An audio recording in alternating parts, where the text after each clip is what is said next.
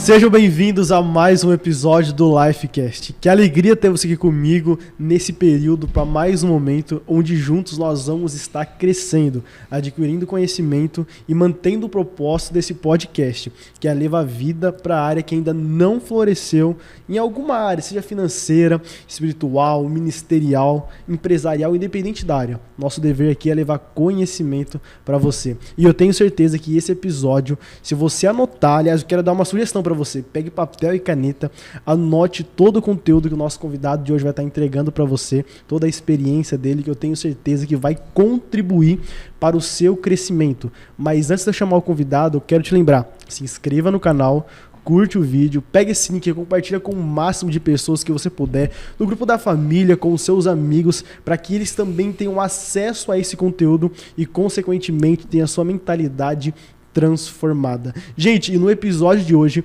nós vamos estar falando sobre chamado. E para esse tema de hoje, eu tenho a honra de receber aqui no estúdio do Lifecast o pastor Thiago.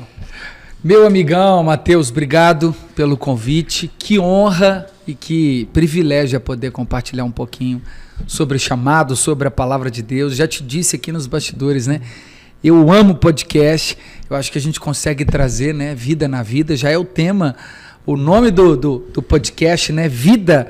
Então, vai ser uma honra. Espero que esse conteúdo abençoe sua vida, te renove e seja um instrumento, né, de Deus para você. Tamo junto, meu querido. Pastor, a honra é nossa, a honra é minha de receber você aqui. Eu tenho certeza que esse episódio vai ser uma bênção na vida de todos nós. E para começar essa conversa, quem é o pastor Thiago? Hoje você é pastor aqui na Lagoinha Alphaville. Mas como foi o começo do seu ministério? Você pode contar pra gente um pouquinho? Com certeza. Eu amo contar, né, o começo, né? É sempre bom porque me faz relembrar de onde Deus me tirou, o que Deus está fazendo. A Bíblia diz assim: não remova os marcos antigos que os vossos pais deixaram. Então, pessoas passaram por mim na minha jornada, me ensinaram, me discipularam. Eu dei muito trabalho para Jesus, ainda dou, né? Você vai amadurecendo, mas você continua ainda entendendo que há muito que se fazer, mas também a gente precisa olhar para trás e ver o tanto que Jesus já fez. Eu tenho 35 anos, casado com a linda Fernanda, amor da minha vida. Conheci ela lá na Lagoinha da Matriz. Eu e ela somos de Belo Horizonte, natural de Belo Horizonte. E eu recebi assim um chamado logo de 18 para 19 anos, foi quando eu me converti, né? Mas foi uma mudança extremamente radical, algo assim que até hoje, né, eu olho para tudo que Deus fez e falo: uau, de onde Deus me tirou, não tem a ver comigo mesmo, é tudo por Ele, dele, para Ele são realmente todas as coisas. Então você não cresceu num lar cristão? Não tive essa felicidade, mas assim, né, aonde abundou o pecado, superabundou a graça. É isso aí. Na verdade, a minha mãe, a essa altura, já estava convertida. A minha mãe teve aneurisma, eu tinha de 5 para 6 anos. Essa aneurisma foi consequência de uso de drogas, de crack. E aí eu lembro que de 5 para 6, uma tia me disse que seria minha mãe. E aí parece que eles tinham, talvez, né, um pouco de medo da gente ficar sem ela, pela gravidade da cirurgia, né? Aneurisma é literalmente uma veia da cabeça dela que estourou, rompeu, né? Aneurisma é esse rompimento. E aí, a partir dali, Deus livrou a minha mãe do leito da morte, trouxe vida para ela, e aí ela começou a orar por mim. Então eu lembro que de ali entre 12 e 13 anos, a minha mãe, enquanto eu dormia, ela passava óleo de unção na minha cabeça e ficava naquelas orações. Eu ficava, confesso, muito incomodado. Mas hoje eu vejo desse fruto, né? Mas aos 18 anos foi quando eu recebi um convite de um vizinho. Eu sempre fumava e filava cigarro na casa dele, né? E aí naquele dia a irmã dele disse: por que vocês não vão na igreja hoje? E ali onde tudo começou, né? Então assim, com 18 anos fui para a igreja, entreguei a minha vida ali para Jesus. Foi uma conversão radical, sobrenatural. E estamos aqui até hoje pela misericórdia de Deus. Glória a Deus. E quando você recebeu esse chamado, em algum momento da sua vida, porque, por exemplo, muitas pessoas sabem o seu chamado, o seu ministério, para que Deus chamou, qual o propósito delas. Só que muitas das vezes, no decorrer do caminho, surgem algumas dúvidas. Será que Deus me chamou mesmo? Sim. Mas será que é comigo? Oh, sou improvável. Tantas pessoas podiam estar no meu lugar, mas Deus me escolheu, por que eu? E surgem essas dúvidas que, se a gente não administrar da forma certa, pode ser algo paralisador na nossa vida. Sim. O senhor já teve alguma dúvida assim? E se sim, como o senhor administrou tudo isso? Muitas, desde o começo, né? O chamado começou quando ela me fez esse convite. Eu falei para o meu vizinho, né? Para o meu amigo Anastácio, homem de Deus. Falei, cara, vamos pro culto. E falei para ele, cara, mas tem como a gente acender um cigarro de maconha antes, né? A gente chamava antes de ir pro culto? De baseado. Aí nós fumamos um baseado, fomos pro culto. E aí chegou no culto, o pastor começou a orar e falou, em 7 dias Deus vai abrir uma porta de emprego aqui para você que veio aqui. E aí eu fui lá na frente, eu e ele, não tínhamos outra saída. No dia seguinte eu já estava trabalhando. Meu Deus. E aí qual que é o grande ápice dessa história? É que quando Deus me chamou, foi num outro culto. Esse culto nós decidimos ir sem fumar. Um diácono foi passando o envelope. Quando chegou em mim, ele falou assim, não vai embora, que eu quero falar com você. Eu já fiquei com o coração acelerado, né? E aí eu pensei várias coisas. Tentei sair do culto antes dele terminar. Quando eu tô saindo, o diácono já estava lá na porta me esperando. Acho que ele sabia que você ia sair antes. Ele falou, vou ficar aqui na porta impressionante já esperando isso. ele. E aí ele falou assim, irmão, enquanto eu passava ali para te entregar esse envelope, Deus mandou eu te falar que o que ele tem com você é um chamado pastoral. Só que assim, eu tinha 18 anos, uma vida toda atrapalhada. Usava droga, festa rave, né? Uma vida promíscua. Era, né, tudo fora dos planos de Deus para minha vida. Então, quando eu ouvi isso, eu fiquei feliz, mas ao mesmo tempo eu me percebi assim, não tem como isso acontecer. Né? A referência que eu tinha de pastor é o homem santo, puro, né, íntegro, com caráter ilibado. Então, como é que Deus pode escolher alguém tão sujo como eu? Então, esse é o ponto. Eu acho que a gente associa, às vezes, o chamamento aos próprios méritos, à autopiedade. Pelo contrário, você vê o exemplo de Jesus chamando os discípulos, dos 12, 8 deles eram da Galileia. Ao invés dele buscar entre a aristocracia judaica ali em Belém, ali em Judá, ele foi para Galileia, Nazaré, né? Então, assim, nós somos improváveis mesmo. Só que passou dúvidas na minha cabeça até hoje.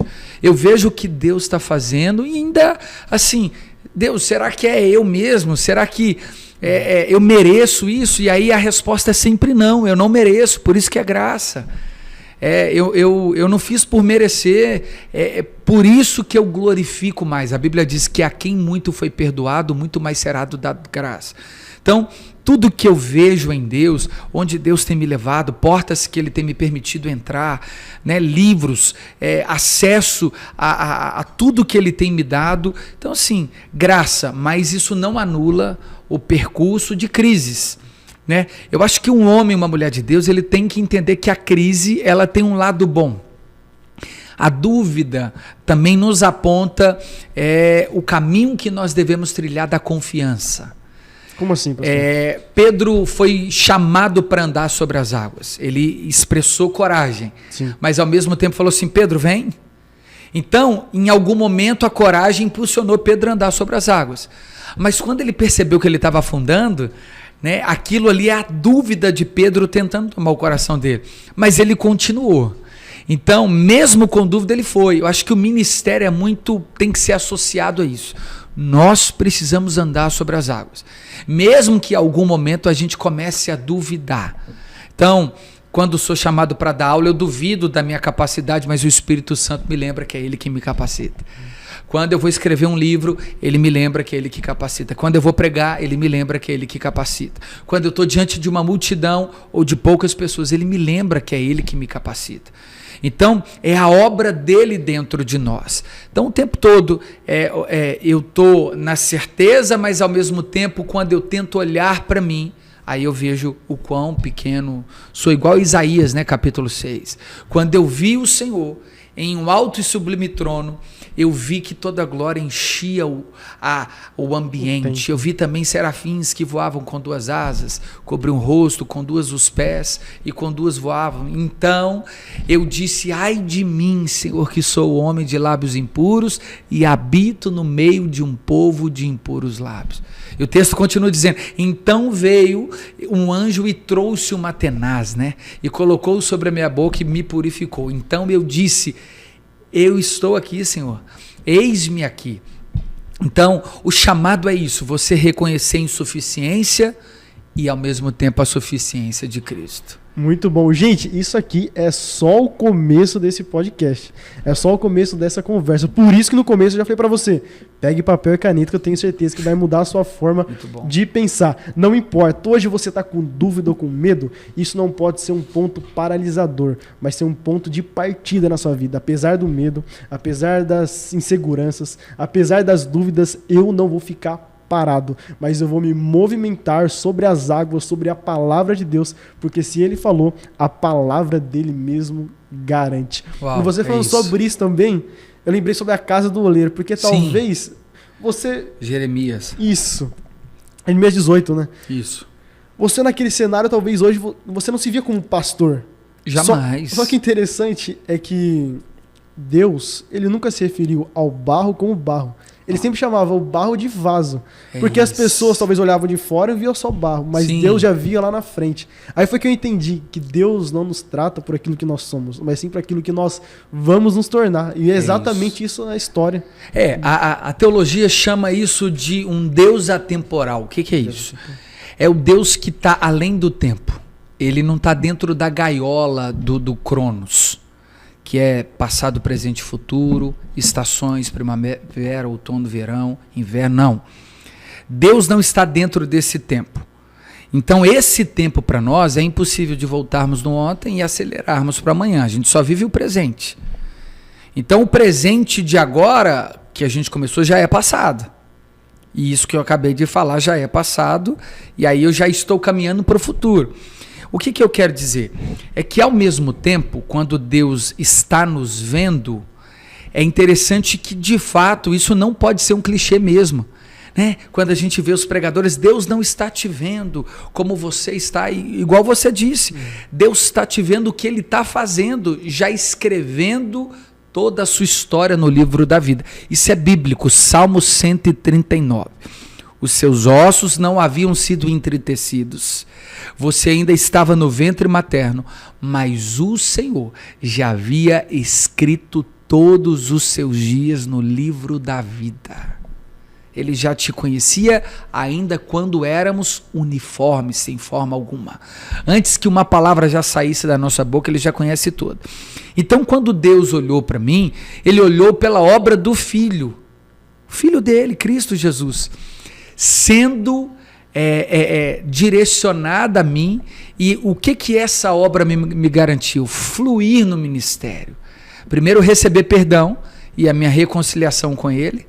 Segundo, o Espírito dele, aquele que crê, fará as obras que eu faço e ainda farão obras maiores do que essa. A autoridade e a capacidade de proclamar o Evangelho. Então, quando Deus olha para o Tiago, olha para qualquer pessoa que esteja nos assistindo, se vê incapaz, irmão, de fato, minha irmã, você é incapaz, você é incapaz. Mas Cristo é aquele que te capacita. E aí, quando você olha para a obra de Cristo, aí você até se sente capacitado.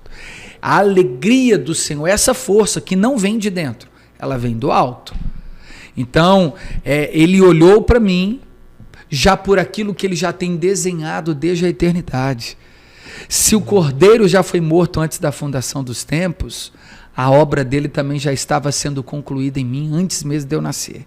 É assim com os escolhidos. Ninguém pode os arrebatar das minhas mãos.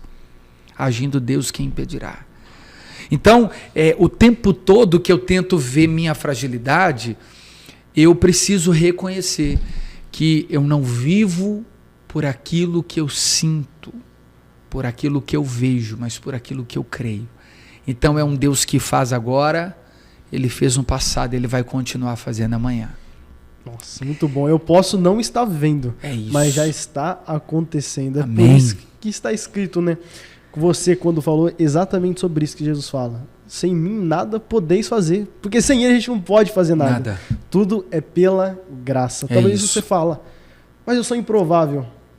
Mas é a graça que te alcançou, que te alcança. Assim está escrito em Salmos 23, que a bondade e a misericórdia de Deus todos os dias têm te acompanhado.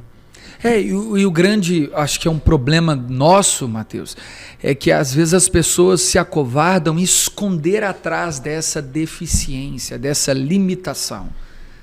Então deixa de experimentar o sobrenatural de Deus por achar que ele não fala bem, então Deus não pode usar. Ele não tem uma boa performance, né? Então Deus não pode fazer. Pelo contrário, né? Pedro era iletrado.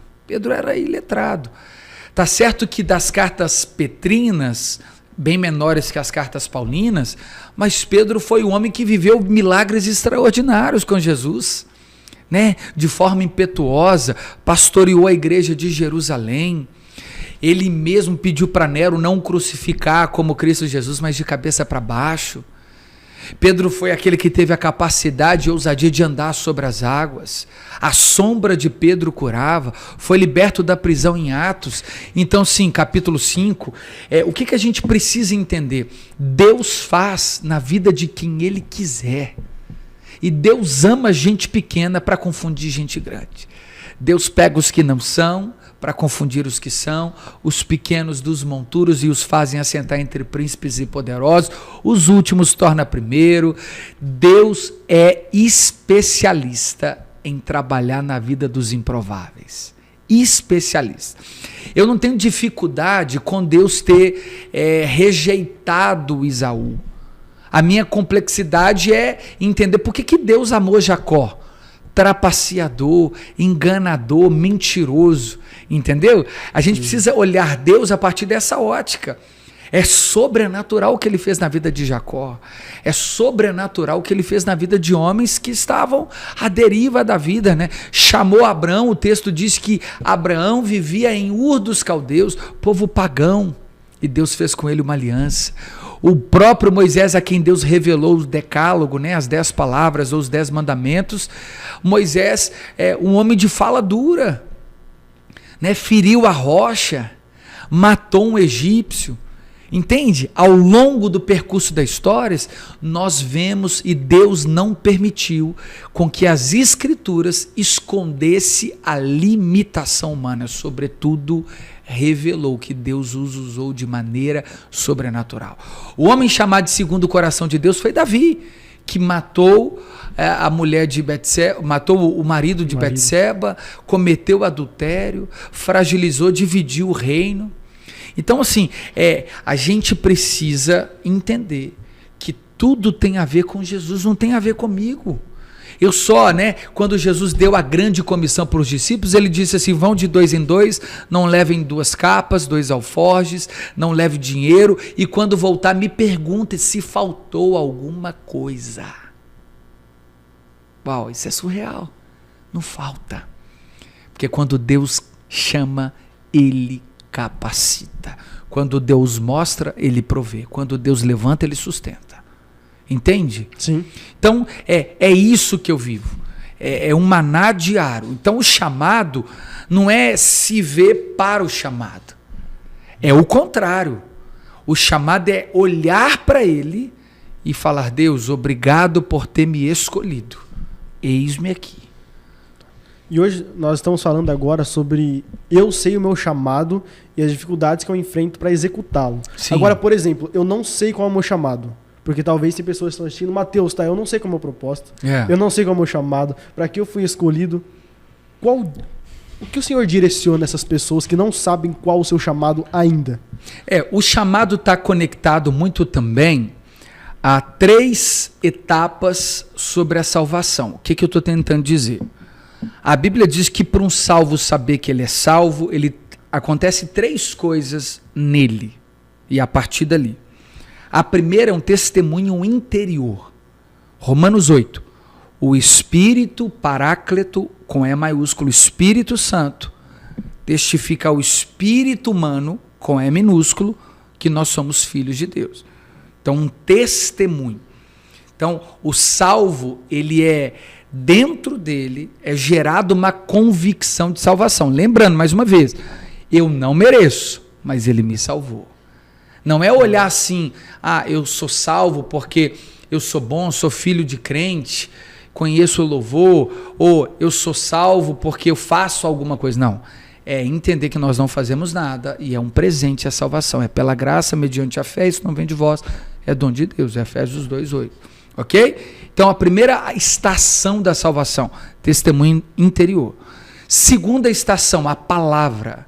É a base escriturística, né? O conteúdo canônico, revelado, inspirado. A Bíblia diz que aquele que crê e for batizado será salvo.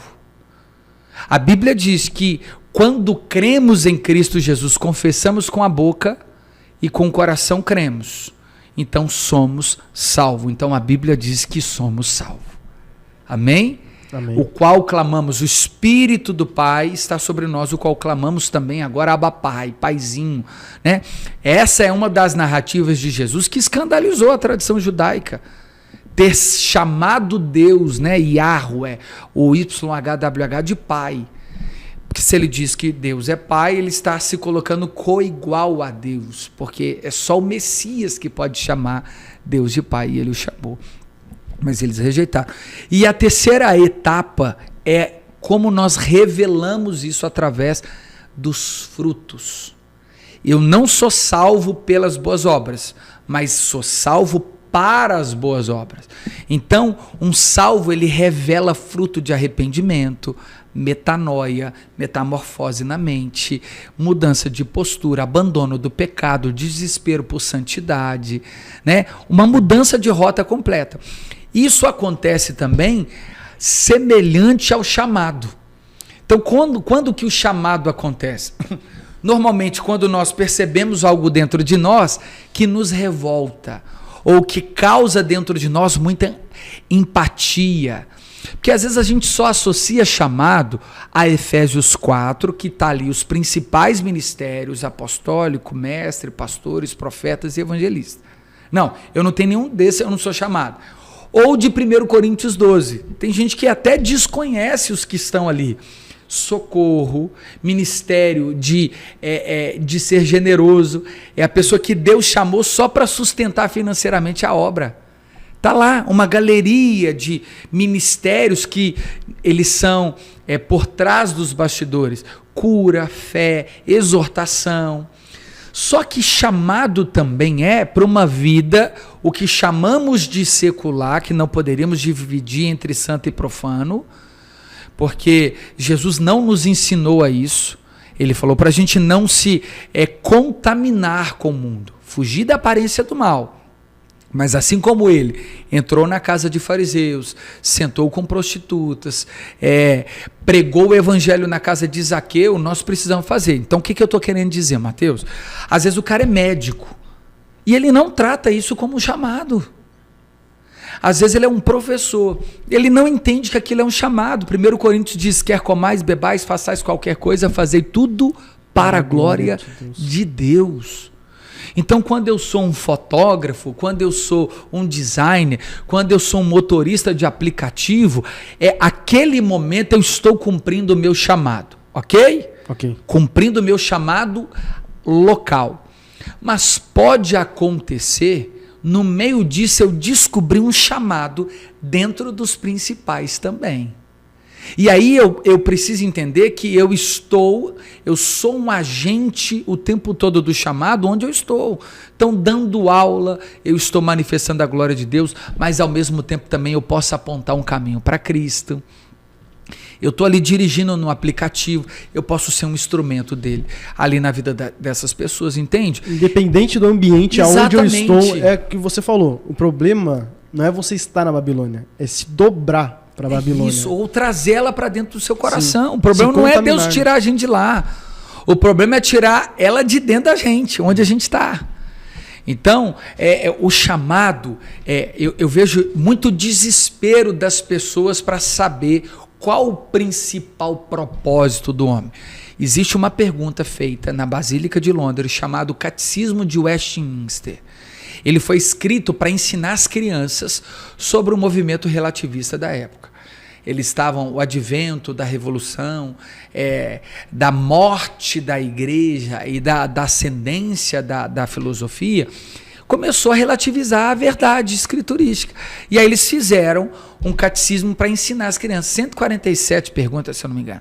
E a primeira é, qual o fim principal do homem? Ou seja, para que você existe? Por que você está aqui? E qual que é o propósito da sua existência? E a resposta não é, você não veio para casar, você não veio para ter dinheiro, você não veio para fazer viagens extraordinárias, ainda que tudo isso seja maravilhoso, seja legítimo e bênção sobre nós.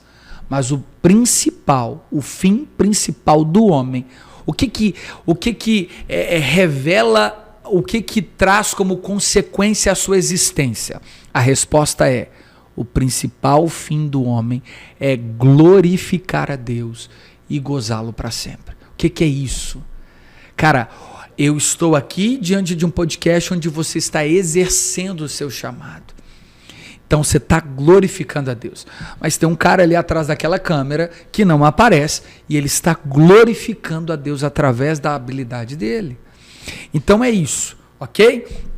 Nós temos esse primeiro conteúdo de entender que chamado é fazer tudo para a glória de Jesus. Quer a gente trabalhando, CLT, autônomo ou na igreja. Faça para a glória de Jesus. Eu tenho que ser inteiro, eu tenho que ser intenso, independente de onde eu estiver. E as minhas atitudes, quando as pessoas me veem, o meu comportamento, a minha postura... É isso. Quem está te olhando? Porque eu entendi algo. O mundo não lê Bíblia, mas ele lê você. É isso. Qual tem sido a mensagem que você tem transmitido para essas pessoas? Quando essas pessoas olham para você, o que elas veem? A diferença? A luz do mundo? Quais são as suas atitudes hoje? As suas atitudes, o seu comportamento, a sua fala, a sua postura, com quem você anda, com quem você caminha, tem glorificado a Deus? É isso. Paulo fala que a gente é carta lida. Somos cartas lidas e vivas, né? Então assim, só que também entra uma segunda etapa, que aqui a gente também precisa reconhecer, se dentro desse chamado geral, que é glorificar a Deus através de uma vida ordinária, alheia, uma vida natural e normal, isso também é sobrenatural. É a dona de casa que cuida dos filhos, ela está glorificando a Deus, né? É por isso que a gente tem parábolas de talentos que ele confia 5 para um, 2 para outro, 1 para outro. E quando ele pede conforme aquilo que ele deu. E não aquilo que ele colocou na mão dos outros. Ele vai te cobrar aquilo que ele entregou na sua mão. Ele não vai pedir a porção que ele entregou na minha para você. Ok? Então cada um recebeu um talento e precisa devolver isso de maneira multiplicada. O que é isso? O que você fez com o talento que eu te dei? E aí, eu também entendo sobre as pessoas terem dúvida assim, ok, pastor, eu entendi que chamado é tudo que eu faço, ok. Mas eu também sinto que eu tenho uma necessidade de entender um chamado específico. Como que nasceu? Aí eu dei esse exemplo. O meu chamado específico, primeiro nasceu de uma palavra de alguém liberada sobre mim. Por quê? É as ovelhas que reconhecem também o pastor. Então, às vezes a pessoa tem um chamado profético. Como que ela vai desenvolver isso? É quando ela está num ambiente, ela tem vontade de falar alguma coisa para alguém, só que ela tem medo.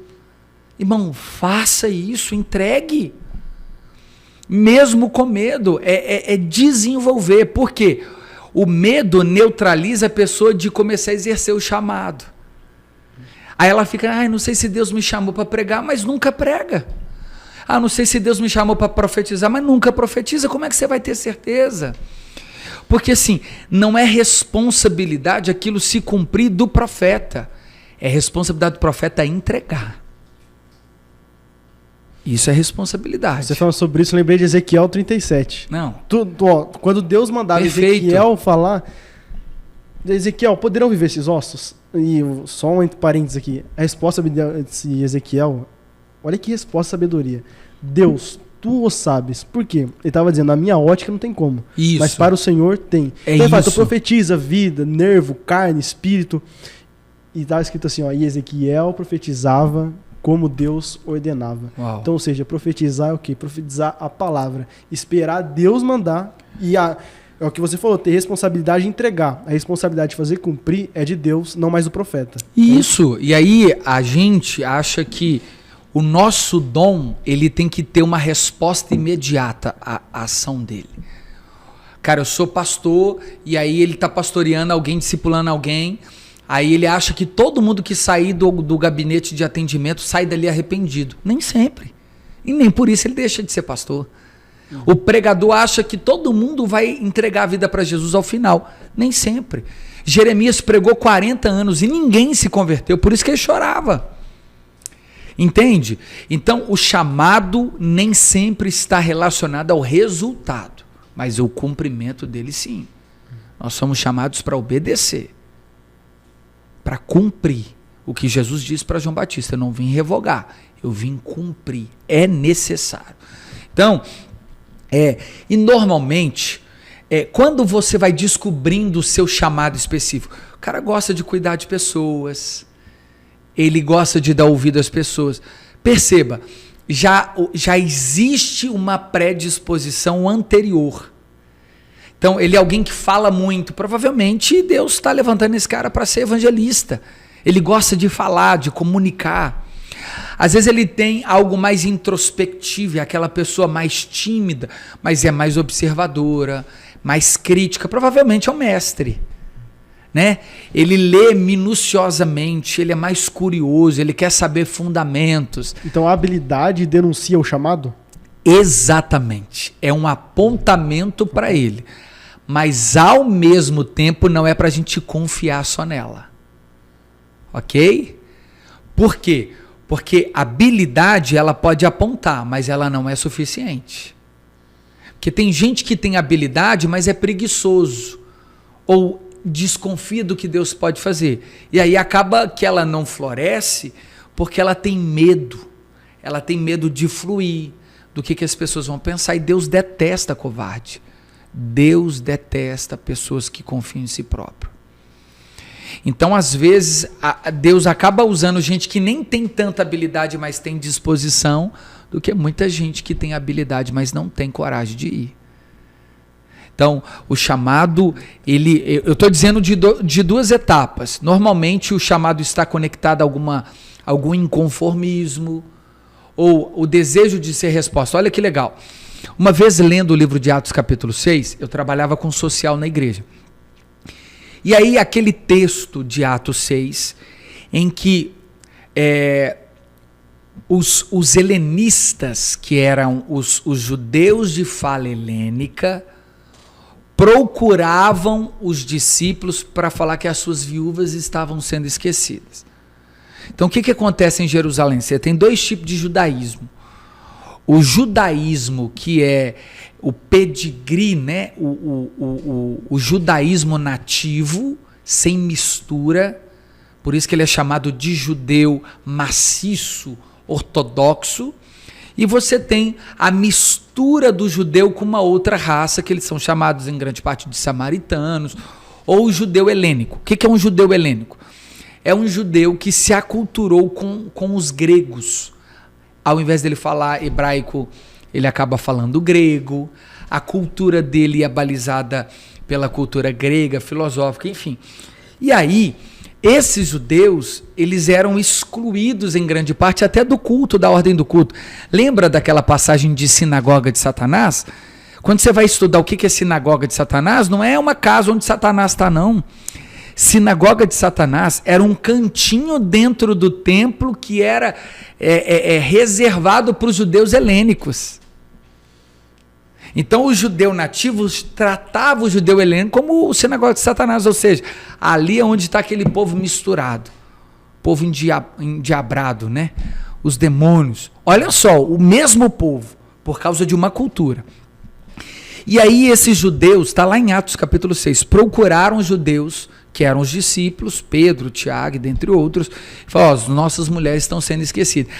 Pedro, tomando a palavra, disse, levantemos homens com sabedoria, cheio do Espírito Santo, para servir à mesa, porque nós não nos apartaremos do ministério da palavra. Ou seja, nós vamos continuar pregando, mas vamos levantar a gente para ser resposta no social. Quem que eles levantam? Quem tinha reconhecido o problema. Então, o chamado, às vezes, é normalmente, quem identifica um problema na igreja, normalmente é porque ela tem a ver ali com o chamado dela. Por exemplo, alguém dentro da igreja que se revolta com abusos sexuais contra a criança. Normalmente Deus chamou essa pessoa para ser... O apontamento do chamado exatamente. Dela. Cara, eu detesto ver um pregador que abre a Bíblia e nunca mais volta para ela. Então, normalmente é um chamado de mestre. Cara, eu cheguei na igreja e tá tudo desafinado. Cara, para música. Então, o chamado normalmente está conectado àquilo que a gente vê e percebe e a gente quer ser resposta. Então, o chamado também é a gente ser sensível. Onde tem dor, eu vou ser resposta.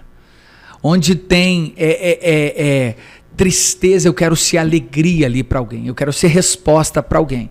Então, eu caminho muito dentro desses dois paralelos em que a gente pode ter algo, um testemunho, porque pode acontecer também da pessoa, igual comigo. Eu tive um testemunho externo, ou seja, alguém falou que ia ser pastor. Mas eu também, ao longo do tempo, fui percebendo que, de fato, eu era pastor por tudo que Deus estava fazendo. Né? Eu gostava de ovelha, eu gostava de estar com as pessoas, eu gostava de ler as escrituras, eu gostava de aprender, eu gostava de transferir, de cuidar. Então isso foi acontecendo junto.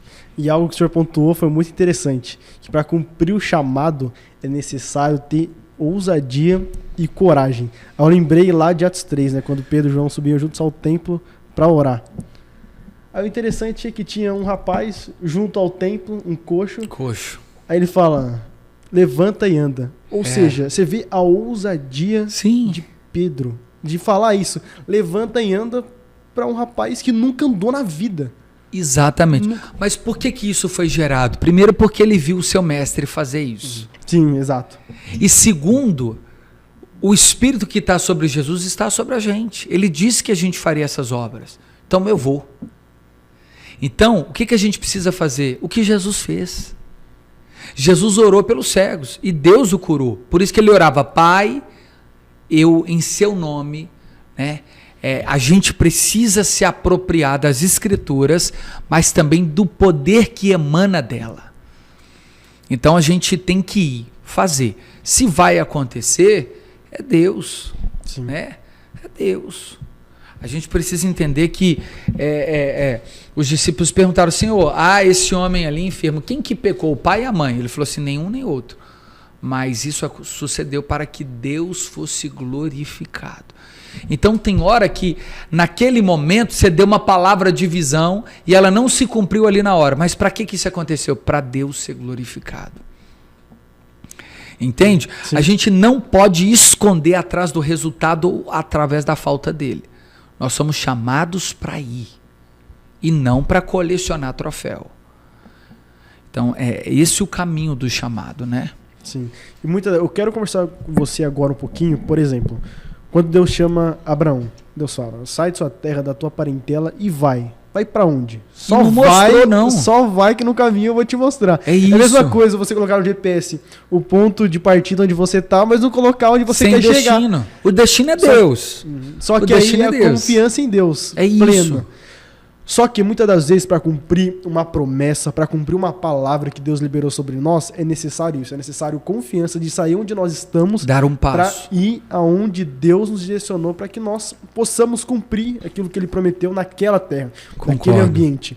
Só que muitas pessoas não estão cumprindo esse chamado porque estão com medo. Aí é que nós conversamos. O quê? O espírito de temor tem paralisado essas pessoas. Dizendo, mas eu não estou vendo, não está... Aparentemente não está acontecendo o que eu tenho. Eu tenho só uma palavra de Deus. Como se a palavra de Deus não bastasse, né? Sim. Só que Como foi essa transição? Eu quero falar para você porque muitas pessoas não estão vivenciando aquilo que Deus prometeu. Então você fala, Mateus, eu tenho promessa, eu tenho um chamado, Deus falou para mim que eu vou impactar uma geração, que eu vou ser um pregador, independente daquilo que Deus te chamou. E isso não está acontecendo. Entenda isso, para acontecer é necessário estar debaixo da palavra de Deus, de obediência e crer que se Ele falou, vai acontecer. Só que eu quero falar uma pergunta para você. Quando você estava em BH, essa transição para Alphaville, Sim. Como que foi essa transição para você? Teve medo um pouquinho? Com certeza. Eu até contei aqui um pouquinho nos bastidores, como Deus nos chamou, a gente estava no melhor momento. Porque a gente acha que chamado, Deus vai me chamar para o ministério quando todas as portas terrenas, né, empresariais fecharam. Aí é hora de ir para o ministério. Nem sempre. Porque às vezes Deus chama no melhor momento. Eu tinha acabado de abrir uma loja e o pastor me chamou para ser integral. E aí, cara? E aí eu fiquei durante ainda um tempo nas duas coisas, mas eu já sabia que Deus estava me chamando para ser integral, para viver trabalhando na igreja, visitando, pastoreando, cuidando, e que o meu sustento viria do altar. Mas eu tentei ainda negociar com Deus durante muito tempo, e me machuquei, me feri, porque não dá. Porque quando Deus chama, Ele sustenta e é para a gente ir e cumprir. Eu vejo que as pessoas têm medo, não é do chamado, elas têm medo de dar errado. É isso aí, é verdade. Entendeu? E aí por isso que a gente quer esse tanto de sinal. Ai Deus, me dá mais um. Não, né? Às vezes Deus já deu a última palavra e a gente não vai. E aí o tempo vai passando, se torna até desobediência. Então Deus me chamou a minha esposa no um dos melhores momentos do nosso ministério. Nós tínhamos programa na rádio, da nossa igreja, na TV, cultos que era da nossa responsabilidade. A gente estava em plena comunhão com a igreja. Eu estava vivendo bem, né, uma condição boa. A gente ia acabar de reformar nosso apartamento lá em Belo Horizonte e Deus nos chamou para Alphaville. Para começar do zero, criar familiaridade e confiança das pessoas. Então, sim, o chamado, às vezes, é Deus nos chamando para o novo, mas a gente dá um passo e Deus põe o chão, não, põe a água. Então, às vezes, a gente acha assim, não, eu vou dar um passo e Deus vai pôr o chão. Não, às vezes, Deus quer colocar água. É mais sobrenatural ainda. É isso aqui. Eu não estou sobre o chão em Alphaville. Não tem estabilidade. Eu estou no sobrenatural, é sobre as águas. Tem hora que eu tenho medo de afundar e Deus vai lá e segura na minha mão. É o maná diário. Mas Deus já tem feito coisas extraordinárias aqui na nossa vida. É do nada. Um chama, assim, ó, Deus mandou fazer isso. Deus mandou isso aqui. Cara, o tempo todo. Mas o contrário também acontece. Deus nos despertando, abençoa essa pessoa. Faz isso para essa pessoa. Dê isso ali. Então, sim, esse é o chamado. É obedecer. Aquele que não deixar pai e mãe por causa de mim, não é digno de mim. As palavras de Jesus. E não tenha um que tenha deixado tudo isso nessa vida que não receberá 100 vezes mais. Aquele que perder a vida nessa vida, achará na eternidade. Mas aquele que desejar achar a vida nessa vida, perdê-la-á na eternidade. Então, o chamado é, negue-se a si mesmo, tome a sua cruz e siga-me. É isso. E é confiar. Então, o que as pessoas têm medo? Elas associam chamado a um plano de carreira. Na igreja tem plano odontológico, lá tem plano de saúde, eu vou ganhar bônus salarial, eu tenho participação de lucro no final do ano de tudo que entrou na igreja, né? Vai me dar um carro importado, eu vou morar numa casa lá no Tamboré, no condomínio, aí eu vou. Irmão, até o incrédulo vai. Quem que não vai, né? Uma casa lá no Tamboré 2. Eu não estou dizendo que também tem que ser avacalhado, sem ordem, sem indecência, não. Eu estou dizendo assim, Deus está te chamando para viver algo sobrenatural e diário. Se fosse com toda certeza assim, ele chamava qualquer um, ele quer chamar gente que está disposto a ter coragem de ir. Por que isso tem que acontecer? Para que, assim como aconteceu com Gideão, é 300 contra esse tanto aí de midianitas. 160 mil. Mas por que, Senhor, que a conta não fecha?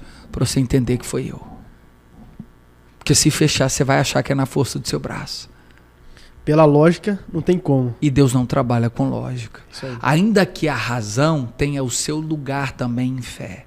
Elas não são antagônicas e não elas não estão militando.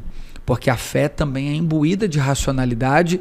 Lógico, essa racionalidade guardada em suas devidas proporções. Não faz sentido 5 pães e 3 peixinhos. 5 pães e 2 peixinhos alimentar uma multidão. Não faz sentido.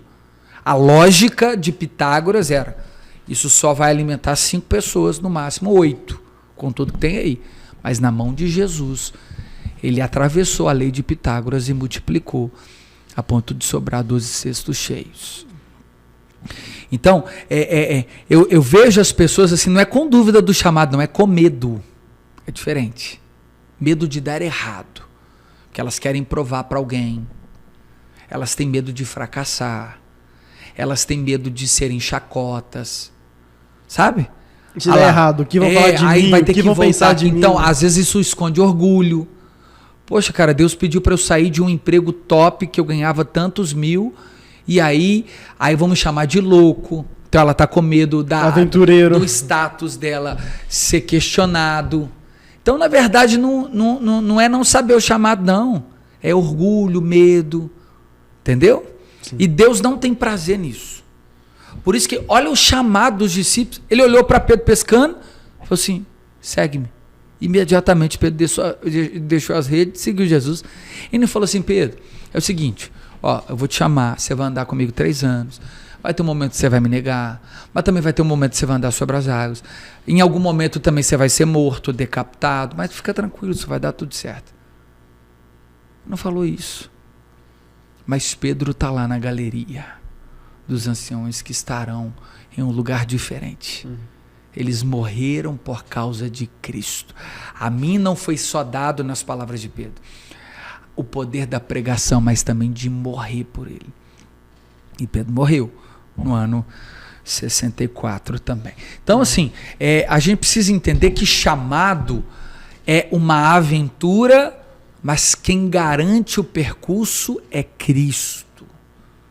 É quem sustenta, quem provê, quem vai na frente, quem cuida de nós é Cristo. Gente, essa mensagem é para você que está assistindo esse episódio hoje. Eu tenho certeza que esse conteúdo está trazendo clareza, Amém. Direção para a sua vida. Mateus, Deus falou para mim sair. Eu sei que eu estou numa zona de expulsão, mas conforme nós estamos conversando aqui, o medo tem me parado, o medo tem me impedido de avançar, o medo não tem deixado eu cumprir o meu propósito, o medo.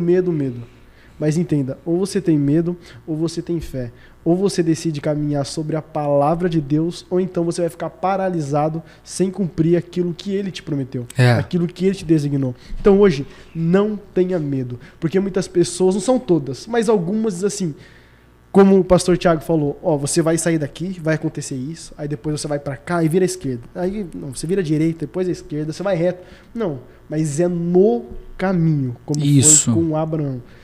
Eu vou te conduzir, então entenda isso. O mais importante do que para onde você está indo é quem está te conduzindo. O mais importante para onde você vai é com quem você vai. E Abraão tinha essa certeza. E muitas das vezes, para você chegar na onde Deus disse que você chegaria, é preciso sair da sua terra e ir para onde Deus mandou. É necessário sair de onde você está e ir para o Egito.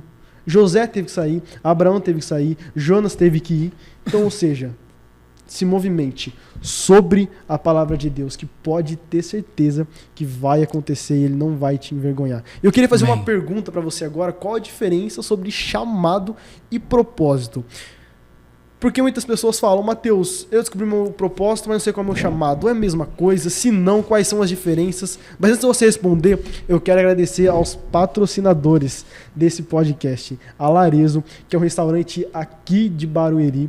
Você com a sua empresa, que está procurando um lugar para almoçar ou para jantar com seus amigos, com seus familiares, aqui está o contato, o @ deles. Então agende já para você estar lá, tá bom? Excelente produto, atendimento ótimo. Eu tenho certeza que vai ser uma noite agradável para os seus amigos, para sua. Como é que chama o restaurante? Larezo. Larezo? Ótimo. Meu amigo Roberto, um abraço, Roberto. Vou aparecer aí, hein, Roberto. E eu também quero agradecer a EV Motos, a melhor distribuidora de São Paulo. Então você que precisa de peça de moto, chama eles aqui, EV Motos, tá? O contato e o arroba deles também. Mas pastor, vamos lá. Vamos. Qual que é a diferença entre o chamado e o propósito? A gente precisa entender que essas duas coisas andam junto. Perguntar assim, qual que é a asa do avião mais importante, a esquerda ou a direita? O chamado e o propósito, eles caminham juntos. O chamado é o início para o cumprimento do propósito. O propósito é o exercício, é a resposta que nós damos ao chamado. E, consequentemente, o chamado é o início para o cumprimento do propósito. Então, são essas duas coisas. Chamado, receber a missão. Propósito, o cumprimento dela.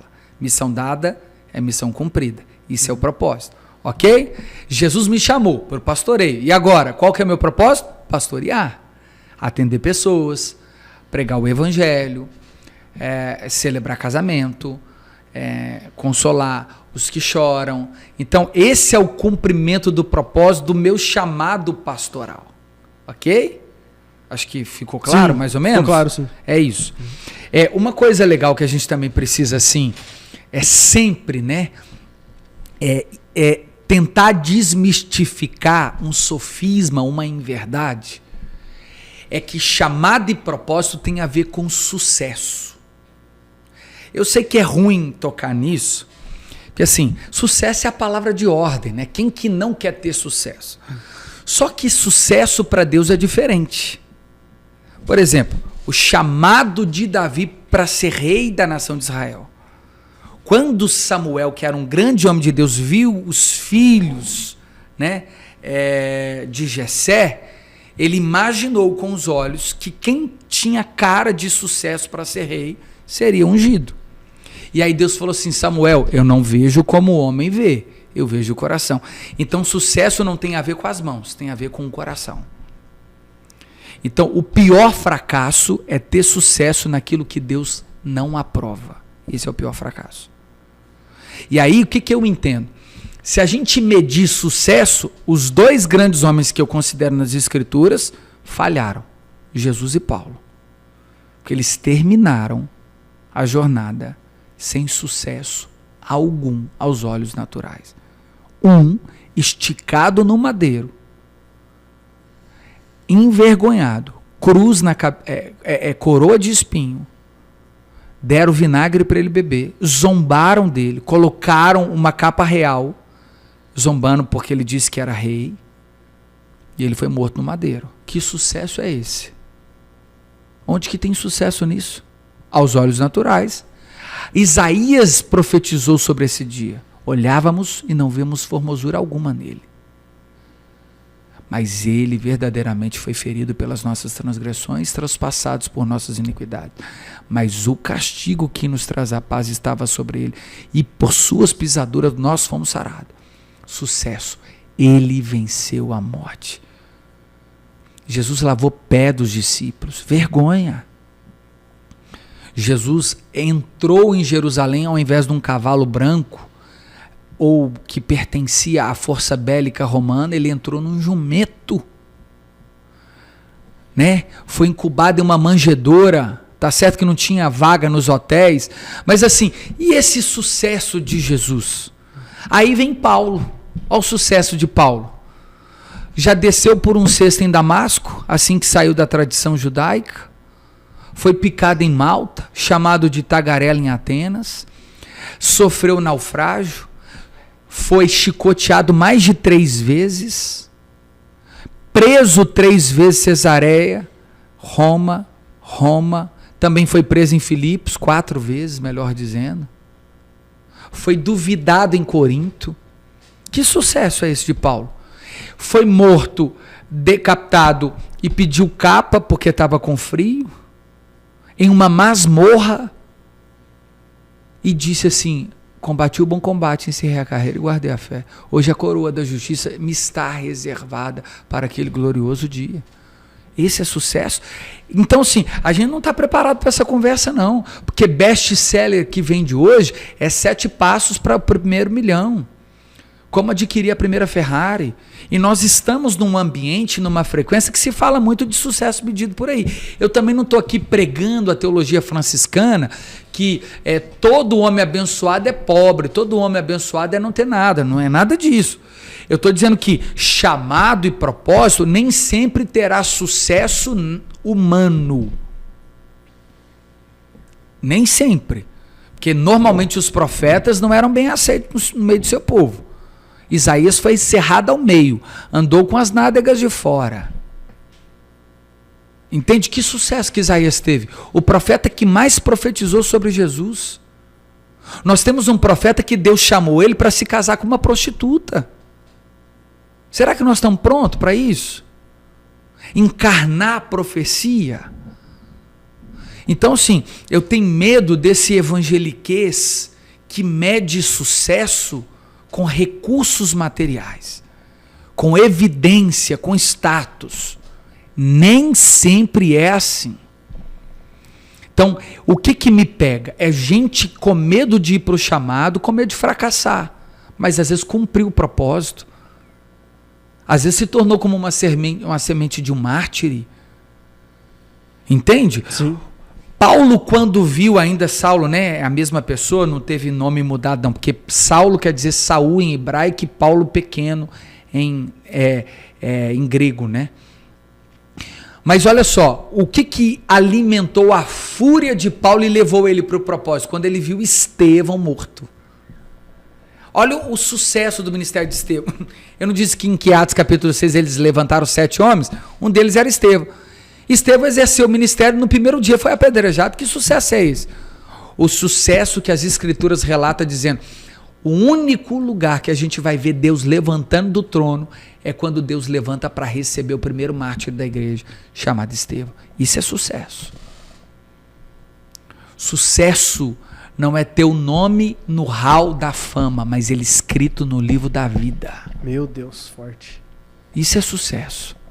Então, gente, mais uma vez, eu não estou dizendo que você não possa prosperar, eu não sou contra, eu gosto, né? Eu gosto de comer coisa boa, eu gosto de morar numa boa casa, de andar num bom carro, de vestir boas roupas, usar bons perfumes. Eu gosto, eu não sou hipócrita. Mas se eu começar a medir o meu ministério a partir disso, é um fracasso. Entende? Sim. Paulo escrevendo aos Filipenses, ele diz assim, agora sim, eu sei o que é ter fartura, eu sei o que é passar fome, eu sei o que é ser coberto, eu sei o que é estar nu, mas eu também sei que eu tudo posso naquele que me fortalece. É porque as pessoas preferem ter o sucesso humano, que as pessoas veem, essa pessoa bem sucedida, geralmente medem sucesso por quanto a pessoa tem de patrimônio, de bens, isso de aí equity, é tradição isso judaica. Porque Jesus começa o sermão do monte quebrando a tradição, não a lei. O que a tradição judaica dizia? Eles interpretavam Deuteronômio errado, Shemar Israel. Por quê? O que é o Shemar Israel? Te colocarei por cabeça e não por cauda, abençoarei, né? Você emprestará e não pedirá emprestado, você será bem sucedido. Aí Jesus aparece no sermão do monte falando assim, bem-aventurado é o pobre de espírito. Olha só, bem-aventurado é os que choram, porque serão consolados. Bem-aventurados os perseguidos por causa da justiça. Bem-aventurados os pacificadores. Cara, tudo ao contrário da tradição. É por isso que eles crucificaram Jesus, porque eles esperavam Jesus gladiador, que livrassem ele do Império Romano. Aí Jesus aparece e fala para Pedro assim, dá a César o que é de César e a Deus o que é de Deus. Ou seja, cumpre a lei do homem e também cumpre a lei de Deus. E eles esperando um Jesus que tirasse eles das leis humanas. Ele falou, não, dá imposto. O que está na efígie? O rosto de César, então dê a ele. A quem honra, honra, a quem tributa, que tributa, a quem imposto, imposto, a quem glória, glória. Então a gente associa o ministério terreno, é porque a gente está vivendo uma fase, Mateus, de glamour no evangelho. E não tem problema. Às vezes você recebe um presente, né? Eu recebi vários. E aí, isso é presente de Deus, isso é cuidado e favor de Deus. né? Mas assim, o evangelho puro e simples nem sempre é isso. Nem sempre foi sobre isso. Sim. É que você falou, a gente pode prosperar. Pode ter bens materiais. Podemos. Agora, os bens materiais não podem nos ter. Não validam sucesso de ministério. Porque isso pode se tornar o nosso Deus. E nem o contrário. Às vezes você vê um irmãozinho simples lá na sua igreja, mas é aquele que mais chama a atenção de Jesus. É homem de oração. Vai embora de busão. Pega metrô para ir para o culto, vem de longe, senta lá, chora, quebrantado. Aí ele não é o cara de sucesso da igreja, ele não vai dar palestra, ele não vai ser chamado para os casamentos, ele não está no hype da igreja, mas pensa no homem de sucesso para Deus. É esse. Ser reconhecido no céu. É isso aí. Ser aprovado pelos céus. Porque existe um padrão, às vezes a pessoa pensa, se não estiver dentro desse padrão é porque a pessoa não tem sucesso, é porque a pessoa não chegou onde tinha que chegar, estabelecer um padrão. Mas essa pessoa muitas das vezes não é reconhecido aqui na terra, mas é muito conhecido no céu. Isso. E aí, aqui, vale um cuidado, e lógico que eu estou nesse ambiente, eu respeito a todas as profissões. E uma questão muito triste que tem acontecido hoje é você associar alta performance com o evangelho, que é o que nós chamamos hoje dos coaches. E legal eles, mas no ambiente deles, no púlpito é evangelho. Não cabe alta performance, não. É ajuda do alto e não de dentro. Não é o homem no centro, é Jesus no centro. Então, assim, o que eles têm... não são todos. Eu respeito os que são de verdade, mas tem atrapalhado muito a mensagem do evangelho. Grande parte deles. Verdade. Entende? Sim. Não, vem para o evangelho que você vai ser patrão. A Bíblia fala que Deus fez uns vasos para honra e outros para desonra. Entende? Como é que você... Nem todo mundo vai ser rico. Existe um provérbio que diz: Senhor, não me dê mais para que eu não me ensoberbeça, não me dê menos para que eu não murmure, me dê o suficiente. Cara, tem problemas acontecendo graves, e aí eu acho que assim, cada um no seu campo é bênção. Mas quando você começa a diluir o evangelho com falácias, é um problema, porque aí você cria nessas pessoas uma informação errada do chamado delas. Aí elas vê o cara andando de Lamborghini, morando lá nos tamborés da vida, o cara andando de helicóptero, aí ela vem para Jesus e não acontece na vida dela, ela fica doida. Aí qual que é a resposta? Você não teve fé, você não instalou o drive, você não pegou a chave, alguma coisa você fez de errado, porque você é protagonista do seu próprio sucesso. Irmão, pera lá, como assim? Entende? Aonde que o evangelho prometeu esse tanto de herança terrena? Pelo contrário, amontoe os vossos tesouros no céu, onde a traça e o ferrugem não corroem. Meu Deus. Entendeu? Lembrando, toda hora eu tenho que falar isso, para não parecer que eu sou anti-prosperidade. Eu não sou pelo contrário, eu amo. Eu ando num carro bom, eu moro numa casa boa, eu tenho uma boa vida, mas eu não meço o meu ministério por isso. Porque eu tenho que guardar meu coração, porque se um dia Deus me tirar tudo, e aí, o que sobra dentro de mim? Sobra a certeza da salvação, e é tudo que eu preciso para continuar. Meu Deus. Tudo que eu preciso, Mateus. Eu sei de onde Deus me tirou, para onde Deus está me levando, para o céu, apesar de mim. Entende? É aquilo que Jó disse, o Senhor deu, mas o Senhor também toma, mas bendito seja o nome do Senhor. Nu eu saí do ventre da minha mãe, nu eu vou voltar para lá. Então, essa é a certeza, ainda que a figueira não floresça, a vide não dê os teus frutos, ainda que não haja alimento no campo, ainda que o produto da oliveira minta, eu confiarei no Deus da minha salvação. Todavia eu confiarei. Então, eu tenho medo mesmo, muita gente chega perto de mim, muito afoita, afobada para sucesso, para o mindset, para uma alta performance, parará, tarará, tarará, mas os princípios não foram estabelecidos, cara. Às vezes o cara é extraordinário na palestra, mas é um fracasso com a esposa. é um banana com os filhos, é prostituto, fornicador, sai com a secretária, entende? Mas é o cara, é vídeo para lá, vídeo para cá, não sei, vende curso e tarará, mas não dá atenção para as pessoas, não agradece ninguém, trata todo mundo como se fosse escravo dele. Sucesso isso? Se é ter sucesso isso, eu não quero. Isso me deixa do jeitinho que eu tô. Isso não é ser de verdade, ser feliz com a minha família, simples, tudo bacaninha, entendeu? Mostra só o que quer. Não lê Bíblia, não chora, não pede perdão para ninguém, acha que é o dono da verdade. Então, assim, a gente tem que tomar cuidado com esse tipo de falácia aí fora. Tá lá andando, né? Sapato de não sei quantos mil e relógio de não sei quantos mil, mas não dá uma cesta básica para ninguém, não ajuda, não abençoa ninguém. E quando faz isso, posta para a mão direita relembrar o que a esquerda está fazendo. Isso é sucesso? Aonde é sucesso? Então, sim, lembrando, né, essa palavra também me corta. E eu vou ser lembrado dela.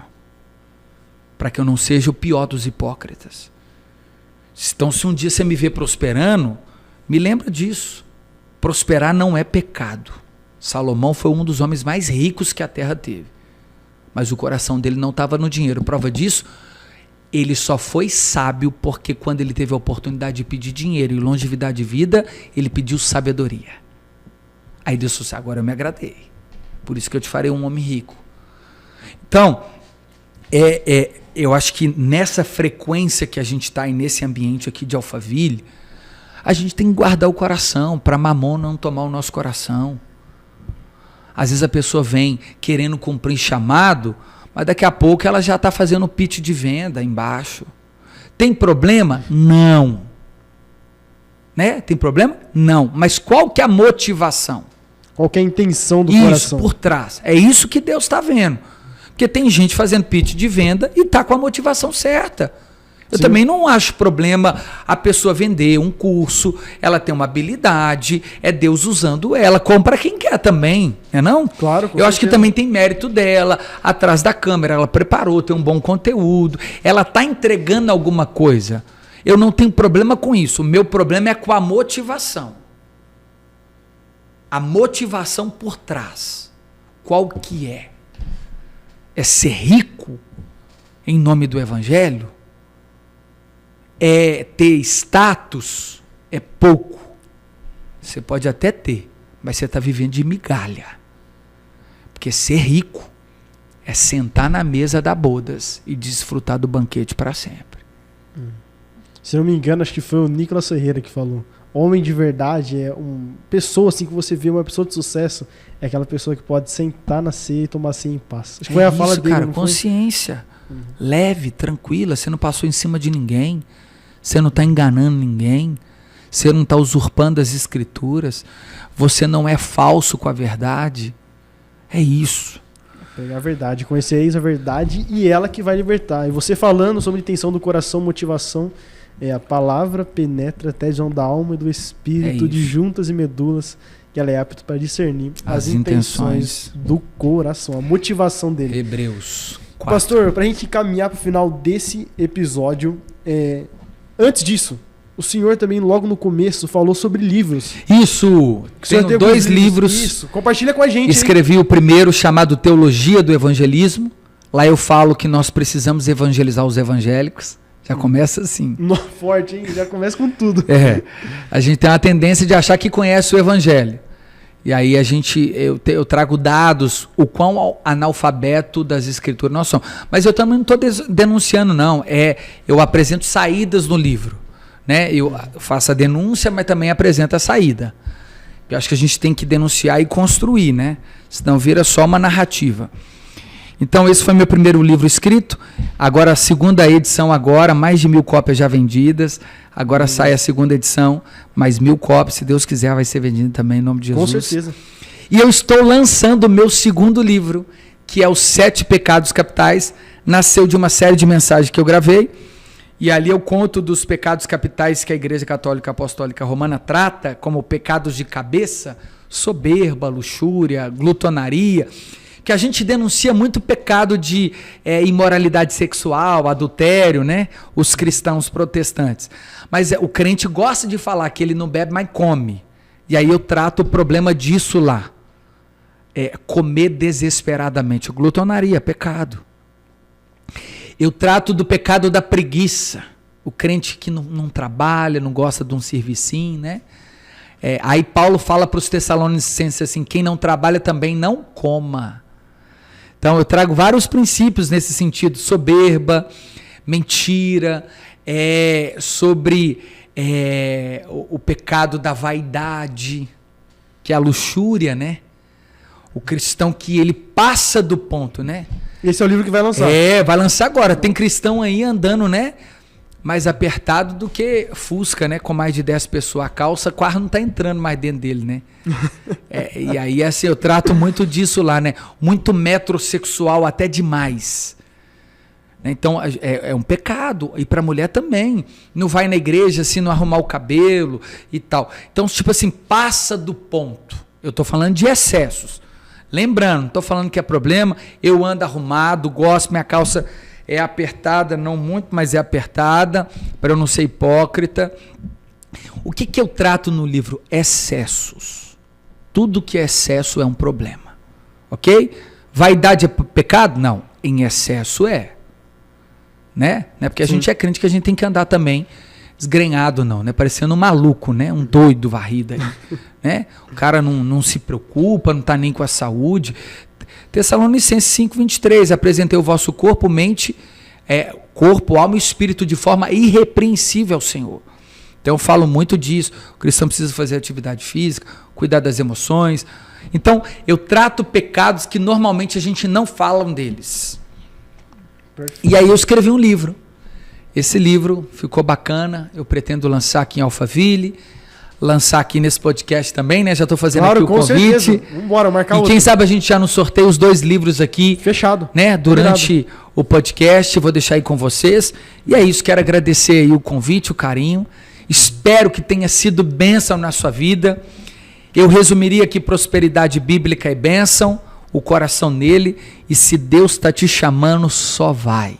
Porque aquele que te chamou é fiel para cumprir. Amém, é isso aí. Pastor, compartilha também suas redes sociais. Pessoal, rede social PR Diniz, você me encontra lá. Estou no Twitter também como PR Diniz, Facebook Thiago Diniz, Instagram é o PR Diniz, no Thread também PR Diniz, e tem o YouTube que é Thiago Diniz, onde eu tenho, né? Se inscreva mesmo. Eu já estou quase batendo lá as horas para virar um canal profissional. Então assista os vídeos, pregações. Eu tenho um curso de evangelismo gratuito lá no meu canal, com 14 aulas. Então vai lá e deixa Deus te usar, comenta e compartilha. Tamo junto. Gente, eu indico demais. Então glória segue ele lá, que eu tenho certeza que o conteúdo vai abençoar a sua vida, como esse podcast abençoa a minha vida. Eu tenho certeza que a sua também.